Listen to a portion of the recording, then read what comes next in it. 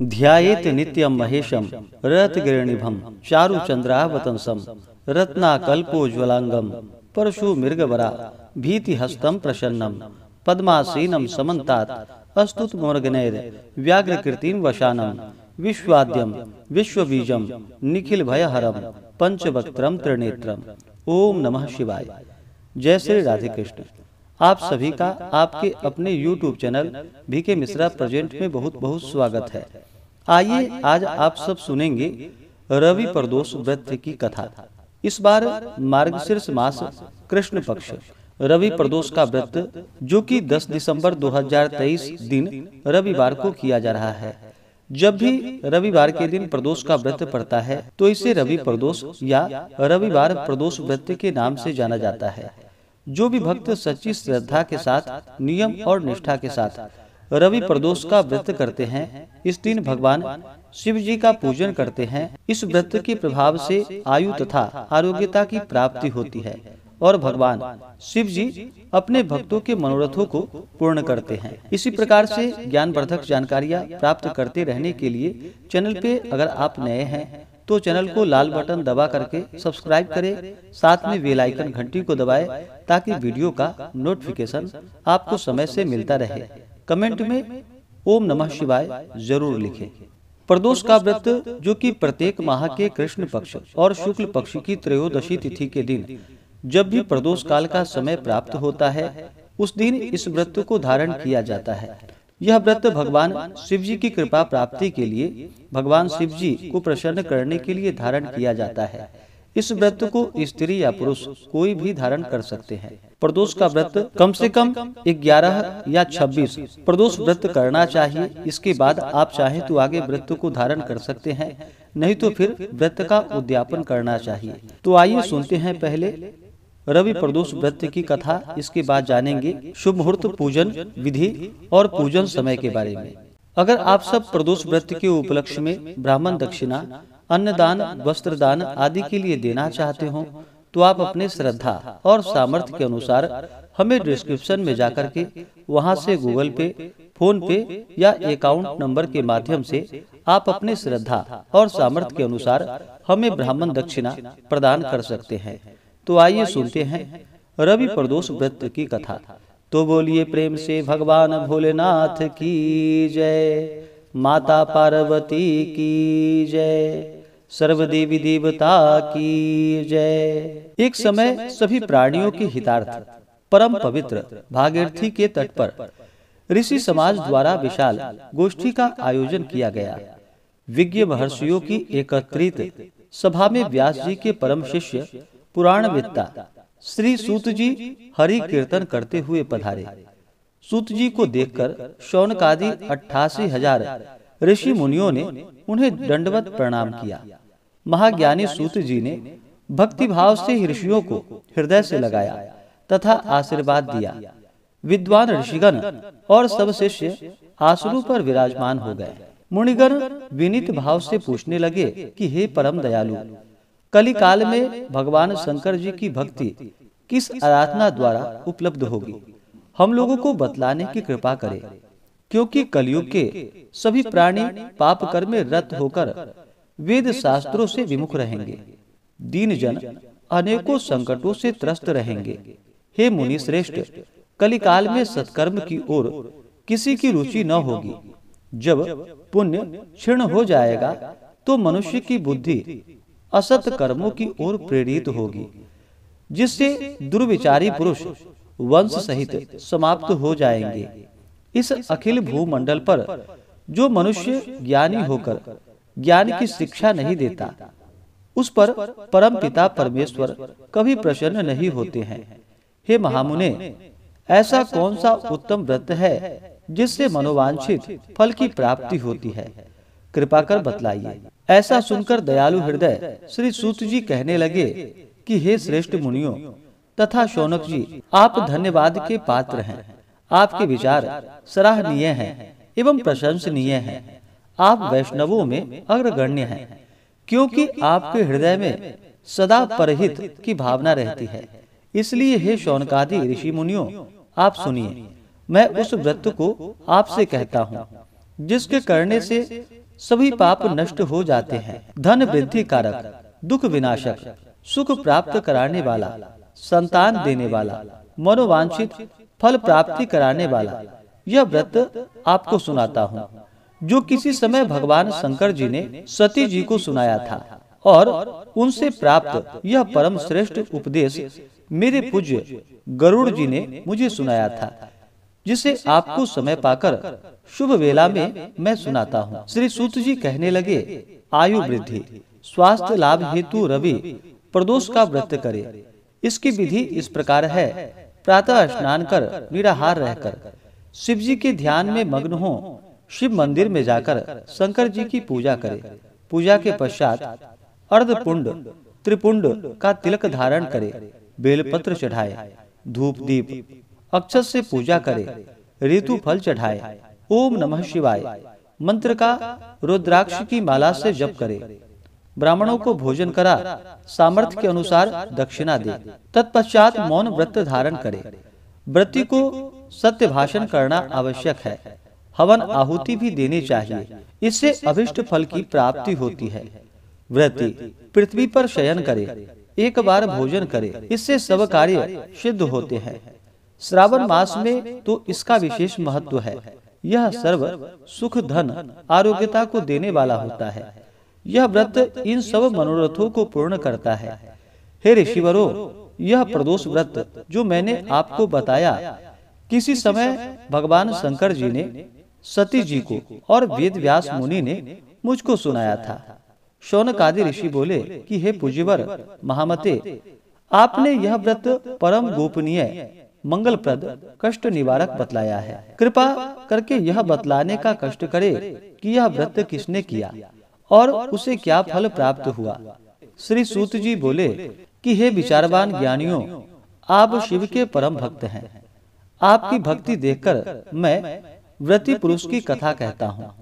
एक ग्राम में अति दीन ब्राह्मण निवास करता था। उसकी साध्वी स्त्री प्रदोष व्रत किया करती थी।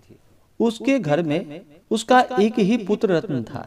एक समय की बात है कि वह पुत्र गंगा स्नान करने के लिए गया।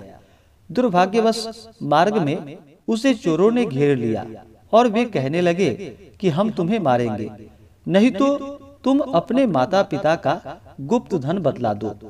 बालक दीन भाव से कहने लगा कि हे बंधुओं, हम अत्यंत दुखी दीन हैं, हमारे पास धन कहाँ से आएगा। चोर फिर कहने लगे कि तेरे पास इस पोटली में तूने क्या बांध कर रखा है। बालक ने निसंकोच उत्तर दिया कि मेरी माता ने मुझे रोटी बनाकर बांध कर दी है। दूसरा चोर बोला कि भाई, यह तो अति दीन दुखी है, इसे छोड़ो। बालक इतनी बात सुनकर वहां से प्रस्थान किया और एक नगर में पहुंचा। नगर के पास एक बरगद का पेड़ था। बालक वहां बैठ गया और थककर वृक्ष की छाया में सो गया। उस नगर के सिपाही चोरों की खोज कर रहे थे कि खोज करते करते उस बालक के पास आ गए। सिपाही बालक को भी चोर समझकर राजा के समीप ले गए। राजा ने उसे कारावास में डालने की आज्ञा दे दी। उधर बालक की माता भगवान शंकर जी का प्रदोष व्रत कर रही थी। उसी रात्रि राजा को स्वप्न हुआ कि यह बालक चोर नहीं है, प्रातः इसे छोड़ दो, नहीं तो आपका वैभव राज्य सभी शीघ्र नष्ट हो जाएगा। रात्रि समाप्त होने पर राजा ने उस बालक से सारा वृतांत पूछा। बालक ने सारा वृतांत कह सुनाया। वृतांत सुनकर राजा ने सिपाही भेजकर बालक के माता पिता को बुलवाया। राजा ने उन्हें जब भयभीत देखा तो कहा कि आप सब भय मत करो, आपका बालक निर्दोष है। हम आपकी दरिद्रता को देखकर 5 गांव दान देते हैं। शिव जी के दया से ब्राह्मण के आनंद होने लगे। इस प्रकार जो कोई इस व्रत को करता है उसे आनंद की प्राप्ति होती है और भगवान शिव जी उसके मनोरथों को पूर्ण करते हैं। तो बोलिए प्रेम से भगवान भोलेनाथ की जय, माता पार्वती की जय, सर्वदेवी देवता की जय। प्रत्येक माह के कृष्ण पक्ष और शुक्ल पक्ष की त्रयोदशी तिथि के दिन जब भी प्रदोष काल का समय प्राप्त होता है, उस दिन प्रदोष व्रत को धारण किया जाता है। प्रदोष व्रत भगवान शिव जी की प्रसन्नता के लिए इस व्रत को धारण किया जाता है और जिस दिन भी प्रदोष का व्रत पड़ता है उस दिन के नाम से उसे जाना जाता है और उस दिन के प्रदोष व्रत का अपना विशेष महत्व माना गया है। प्रदोष के व्रत में विशेष प्रकार से प्रदोष काल के समय में भगवान शिव जी का पूजन करना चाहिए। प्रदोष काल का समय जो कि सूर्यास्त से 1 घंटे पहले और सूर्यास्त के 1 घंटे बाद तक का जो बीच का समय होता है, यह समय प्रदोष काल का होता है और इस दौरान भगवान शिव जी प्रसन्न मुद्रा में होते हैं। प्रदोष व्रत को धारण करने से 100 गायों को दान करने के बराबर पुण्य फलों की प्राप्ति होती है और भगवान शिव जी की कृपा से सभी प्रकार के दुख और कष्ट दूर होते हैं। रविवार के दिन अगर प्रदोष का व्रत पड़ता है तो उस दिन के व्रत को धारण करने से आयु आरोग्यता की प्राप्ति होती है। सोमवार के दिन अगर प्रदोष व्रत हो तो उस दिन के व्रत धारण करने से अभिष्ट सिद्धि की प्राप्ति होती है। मंगलवार के दिन प्रदोष व्रत पड़े तो उस व्रत को धारण करने से रोगों से मुक्ति और स्वास्थ्य लाभ की प्राप्ति होती है। वहीं पे बुधवार के दिन प्रदोष का व्रत हो तो उस दिन के व्रत को धारण करने से सभी कामनाएं सिद्ध होती है।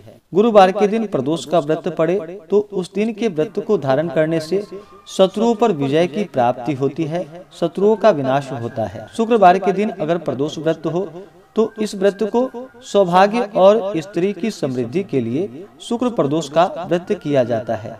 वहीं पे शनि प्रदोष का व्रत जो कि पुत्र प्राप्ति हेतु शनि प्रदोष का व्रत धारण किया जाता है। मार्गशीर्ष मास कृष्ण पक्ष की त्रयोदशी तिथि प्रारंभ समय जो कि 10 सितंबर 2023 दिन रविवार सुबह 7:15 और त्रयोदशी तिथि की जो समाप्ति होगी वह 11 दिसंबर 2023 दिन सोमवार सुबह 7:11 पे।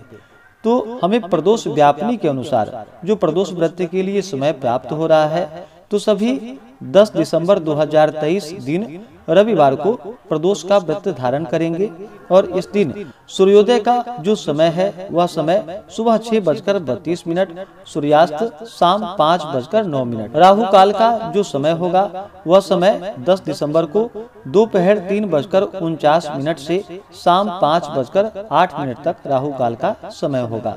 राहु काल समय के दौरान कोई भी नया कार्य, शुभ कार्य या पूजन आदि का कार्य नहीं करना चाहिए। इस समय को छोड़ करके ही आप पूजन आदि का कार्य करें। 10 दिसंबर को प्रदोष व्रत के लिए प्रदोष काल का जो पूजन का समय होगा वह समय शाम 5:09 से शाम 6:21 तक। इस समय में विशेष प्रकार से भगवान शिव जी और साथ में शिव परिवार का पूजन करे तो लाभकारी होगा। नक्षत्र जो कि स्वाति नक्षत्र सुबह 11:50 तक होगा। उसके बाद विशाखा नक्षत्र। योग जो कि अति गंड योग रात्रि 10:35 तक होगा। उसके बाद शुकर्मा योग। गोधूली मुहूर्त का समय जो है प्रदोष व्रत के दिन वह समय शाम 5:22 से शाम 5:49 तक होगा। ब्रह्म मुहूर्त का समय सुबह 5:13 से सुबह 6:08 तक होगा। जो भी प्रदोष का व्रत धारण करते हैं उन्हें चाहिए कि प्रदोष व्रत के दिन सुबह ब्रह्म मुहूर्त में उठ करके नित्य क्रियाओं से निवृत्त होकर के गंगा नदी में या घर के नहाने के पानी में ही थोड़ा सा गंगा जल मिला करके स्नान करना चाहिए। शुद्ध वस्त्र धारण करके भगवान शिव जी से प्रार्थना करनी चाहिए कि हे भगवान भोलेनाथ, हे माता पार्वती, आज मैं प्रदोष का व्रत धारण करने जा रहा हूँ या करने जा रही हूँ। इस प्रकार से भगवान से प्रार्थना करे मेरे सभी प्रकार के मनोरथ सिद्ध हो, हमारे सभी प्रकार के पापों का नाश हो, आपके मन में जो भी इच्छा हो, जो भी कामना हो वह भगवान शिव जी से कहें। इस दिन जो कि 10 दिसंबर 2023 दिन रविवार को प्रदोष का व्रत किया जाएगा। रविवार जब भी प्रदोष का व्रत होता है तो उस दिन के व्रत को धारण करने से आयु और आरोग्यता की प्राप्ति होती है। इस दिन भगवान शिव जी का साथ में शिव परिवार का जो कि सुबह और शाम के वक्त पूरे विधि विधान के साथ पूजन करना चाहिए। विशेष प्रकार से शाम के समय में प्रदोष काल के समय में भगवान शिव जी का पूजन करें और जब भी भगवान शिव जी का पूजन करते हैं तो साथ में शिव परिवार का भी पूजन करना चाहिए। सबसे पहले भगवान गणेश जी का पूजन कर लें, उसके बाद नंदी, श्रृंगी, भृंगी, कीर्तमुख, कुबेर, कार्तिकेय आदि का पूजन करें। फिर भगवान भोलेनाथ, माता पार्वती का पूजन करें। इस दिन भगवान शिव जी का जल से अभिषेक करें, पंचामृत से अभिषेक करें, शुद्ध गंगा जल से अभिषेक करे। भगवान शिव जी को जो कि सफेद वस्त्र अर्पित करे, यज्ञोपवीत अर्पित करे, फिर अक्षत, चंदन, पुष्पों की माला अर्पित करे। भगवान शिव जी को जो कि बिलपत्र अति प्रिय होता है, तो उन्हें 3 पत्ते वाला बिलपत्र, उस पे राम का नाम लिख करके या नमः शिवाय लिख करके भगवान शिव जी को बिलपत्र अर्पित करे। बिलपत्र चढ़ाने से 3 जन्मों के पाप भी नष्ट हो जाते हैं। त्रिदलम त्रिगुणाकारम त्रिनेत्रम च त्रिधायुधम त्रिजन्म पाप संहारम बिलपत्रम शिवार्पणम। जो भी सच्ची श्रद्धा से भगवान शिव जी को बिलपत्र अर्पित करते हैं, तो भगवान शिव जी उनके 3 जन्मों के पापों को नष्ट कर देते हैं। तो भगवान शिव जी को बिलपत्र अवश्य चढ़ाएं। उसके बाद समी पत्र चढ़ाएं, भांग धतूरा अर्पित करें, धूप और दीप दिखाएं, अनेक प्रकार का नैवेद्य अपने श्रद्धा भक्ति भाव के साथ भगवान भोलेनाथ को अर्पित करें। नैवेद्य के बाद जल से आचमनी करवाएं। मुख शुद्धि के लिए पान पत्र, सुपारी, लौंग, इलायची के साथ में अर्पित करें। इससे भगवान शिव जी अपने भक्तों पर अति प्रसन्न होते हैं और अपना कृपा प्रदान करते हैं।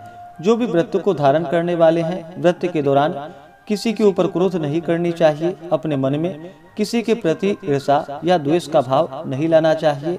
ब्रह्मचर्य का पालन करना चाहिए। प्रदोष के व्रत में जो कि दिन रात्रि उपवास रहते हुए व्रत को धारण करे। जो उपवास नहीं रह पाते हैं, जिनका स्वास्थ्य सही ना हो, तो आप एक समय फलाहार ग्रहण करें। प्रदोष व्रत के दिन जो कि अन्न ग्रहण नहीं करनी चाहिए।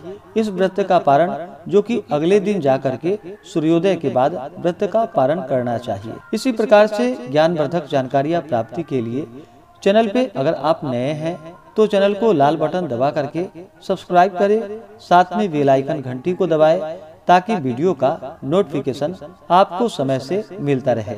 वीडियो को लाइक करें, शेयर करें। सुखी रहें और स्वस्थ रहें। जय श्री राधे कृष्ण। धन्यवाद।